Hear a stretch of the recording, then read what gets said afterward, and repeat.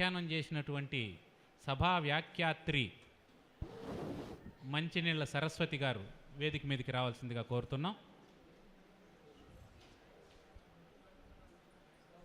ఎట్లాంటి వాళ్ళ చేతనైనా మంచినీళ్లు తాగించేటువంటి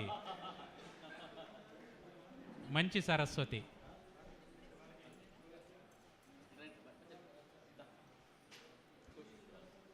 ఉదయం వ్యాఖ్యానం చేసినందుకు గాను వారికి సన్మానం జరుగుతుంది. ఇప్పుడు ఈ శిబిరంలో కొత్త సంప్రదాయం ప్రారంభం చేశారు కేవీఎన్ ఆచార్యులు గారు. అంటే శిక్షకులకు అందరికీ కూడా ఛాత్రావధానుల చేత సన్మానం చేస్తున్నారు, గురువులకు సత్కారం చేస్తున్నారు. అంటే విద్య, ఔషధము, మంత్రము ఇవి ఊరికే తీసుకోకూడదని ఒక నియమం ఉంది.